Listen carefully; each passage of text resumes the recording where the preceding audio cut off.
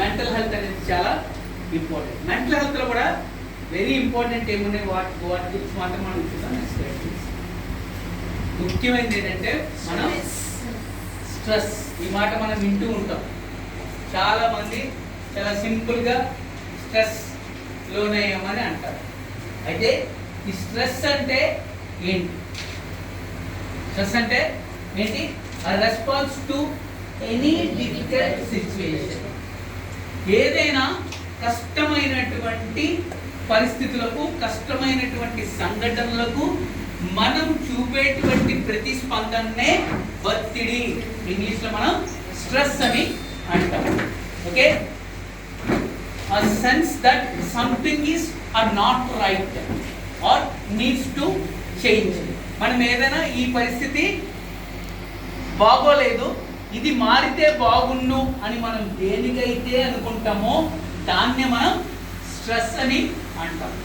అయితే స్ట్రెస్ అనేది సర్వసాధారణం. స్ట్రెస్ లేనటువంటి వ్యక్తి ఎవరు ఉండరు.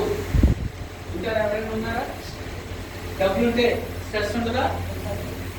చాలా మంది అనుకుంటారు డబ్బు ఉంటే జీవితం సుఖంగా సాగిపోతుంది. కోట్లు డబ్బులు సంపాదిస్తే చాలా అనుకుంటారు. కోటీశ్వరుడికి కూడా స్ట్రెస్ అనేది సర్వసాధారణం. ఇంకా కోటిని ఇంకెన్ని కోట్లు చేయాలనేటువంటి ఆలోచన. కానీ వ్యక్తిగతమైన జీవితానికి సంబంధించిన స్ట్రెస్ కావచ్చు, తన పని ఒత్తిడి కావచ్చు, తన వ్యాపారానికి సంబంధించి కావచ్చు, ఒత్తిడి అనేది సర్వసాధారణం. అయితే ఈ స్ట్రెస్ అనేది గుడ్ బ్యాడ్?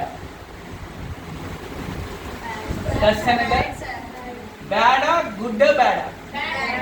బ్యాడ్ ఎంతమంది చేయగలుగుతారు? అందరూ బ్యాడ్ అనుకుంటున్నారు. Stress is not always bad. అన్ని సందర్భాల్లో కూడా స్ట్రెస్ అనేది చెడ్డది కాదు. ఎందుకంటే stress can be divided into two types, user stress and distress. User stress అంటే కొన్ని రకాలైనటువంటి ఒత్తిళ్లు మనకి మన జీవితంలో ఎదిగేందుకు, మన పనులు మనం పూర్తి చేసేందుకు ఉపయోగపడతాయి. అలాంటి స్ట్రెస్ అనేది మనకి గుడ్ స్ట్రెస్. అందుకే ఆల్వేస్ కాదు. ఫర్ ఎగ్జాంపుల్, మీకు పరీక్షలు అనేటువంటివి లేకపోతే, పరీక్షలు వస్తున్నాయి కాబట్టి అని మీరు స్ట్రెస్కి లోన్ అవ్వకపోతే మీరు చదువుతారా? మీరు పరీక్షలో విజయం సాధించేందుకు ఏదో ఉపయోగపడింది కదా, స్ట్రెస్. ఏ స్ట్రెస్? User stress. ఆ ఎగ్జామినేషన్ స్ట్రెస్ అనేది ఉండటం వల్ల మీరు ఎగ్జామ్ ప్రిపేర్ అయ్యారు, ఎగ్జామ్లో మంచి మార్కులు వాటిని మీరు సాధించగలుగుతారు. అలాగే మార్నింగ్ మీరు ఉదయం లేచినంటే చాలా మంది ఆడవాడి జీవితంలో స్ట్రెస్తోనే ప్రారంభమవుతుంది. ఎందుకు? ఉదయం నిద్ర లేస్తూ పనులు ఇన్ టైంలో, ఆయన ఆఫీస్కి వెళ్ళే లోపు మీరు క్యారేజ్ ఇవ్వాలి, పిల్లల్ని స్కూల్కి పంపించాలి, ఇవన్నీ చేయాలి. అదే కానీ ఒత్తిడి లేదు అనుకోండి, ఎందుకంటే అంత టైంకి ఇవ్వాలి కాబట్టి మీకు ఒత్తిడి ఉంటుంది. పర్లేదు ఎప్పుడైనా క్యారేజ్ ఇవ్వచ్చు అని అనుకున్నారు అనుకోండి, మీరు లేచి చేస్తారు, అప్పటి నుంచి కృషి చేయగలుగుతారా? చేయలేరు కదా.